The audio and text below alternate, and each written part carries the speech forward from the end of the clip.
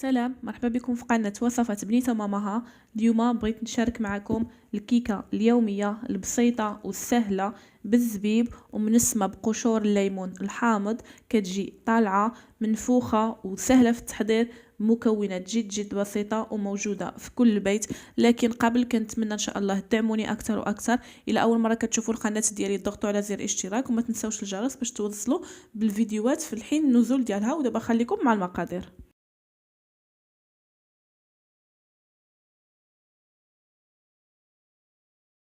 فاول حاجه غنحتاجو عندنا كاس ديال الحليب، نصف كاس زيت، كاس السكر، 3 ديال البيضات.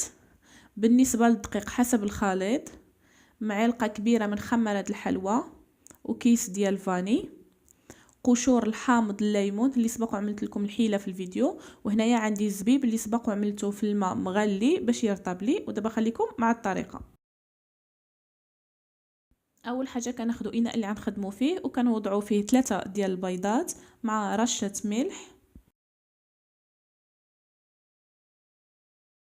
كنضيفوا كاس ديال السكر سنيده وكنبقاو نخلطوهم. انا خلطت بهذا الخلاط هذا، وممكن تخلطوا حتى بالخلاط اليدوي. نخلطوهم مزيان.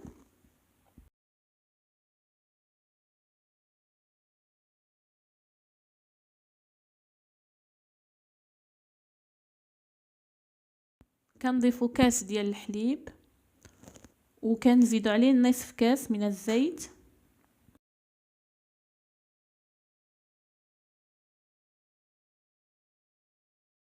وكنضيفوا كيس ديال الفاني. عاد كنبقاو نخلطوا المكونات مزيان مع بعض.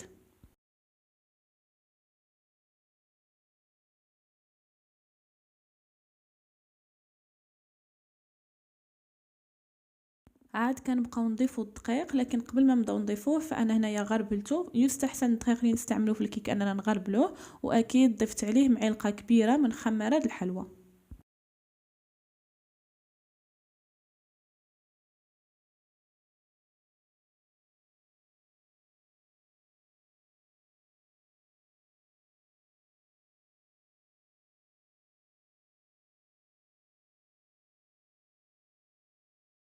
واكيد ما نساوش قشور الحامض الليمون باش نسمو الكيكه ديالنا.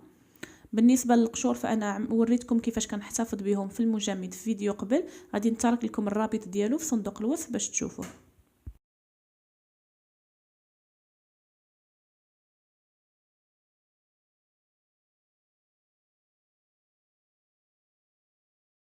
فكما قلت لكم من قبل، بالنسبه للدقيق انا ما خديتش قياس محدد، لكن بقيت كنزيد كنضيف بشويه بشويه حسب الخليط اللي عندي. وسمحوا لي الا جاكم الصوت ديالي مغير، فحيت مريضه شويه داكشي علاش. فالا زعجكم سمحوا لي. كنبقاو نضيفوا الدقيق بشويه بشويه حتى كنشوفوا الخليط اللي خليط الكيك، يعني كاملين بينا كنعرفوا الخليط الكيك كيفاش خصو يكون.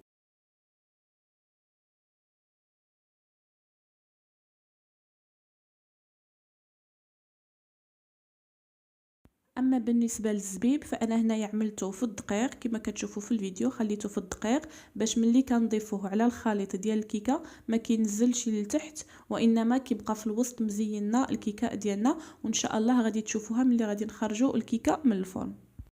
فهذه كتبقى حيله صغيره او استتوى للاضافه ديال الزبيب ديالنا في الكيك. وكنبقاو نخلطوا الخليط غير بشويه.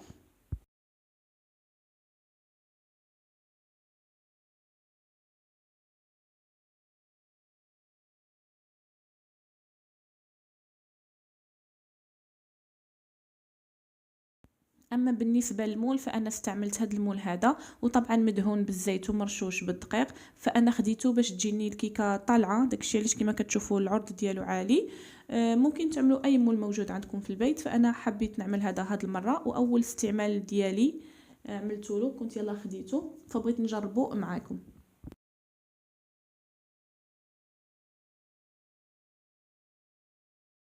وطبعا كنصبوا الخليط ديال الكيك وكندخلوه الفرن على درجه حراره 180، ونرجع لكم بعد ما توجد الكيكه.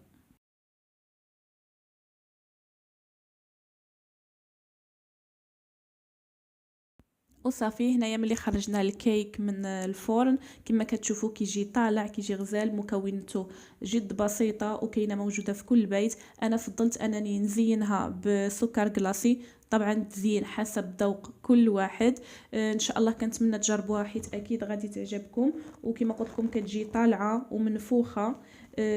مكوناتها بسيطه بسيطه بسيطه ويبغيوه الدراري تطوين، خصوصا اننا ضفنا له الزبيب، يعني هو الزبيب كيحماقوا عليه الدراري الصغار، واكيد منسم بقشور الحامض الليمون. فإلا عملتوها ممكن تكتبوا لي في الفيسبوك او هنايا في التعاليق في اليوتيوب. كنشكركم بزاف بزاف للدعم ديالكم. الى اول مره كتشوفوا القناه ديالي ما تنساوش تزر اشتراك، واكيد بالصحه والراحه. وهنايا انا كنوريكم بالزبيب انه ما هبطليش لتحتي بفعل الحيله البسيطه اللي استعملنا اننا عملناه في الدقيق قبل ما نعملوه او قبل ما نضيفوه على خليط ديال الكيك ديالنا. وبالصحه والراحه.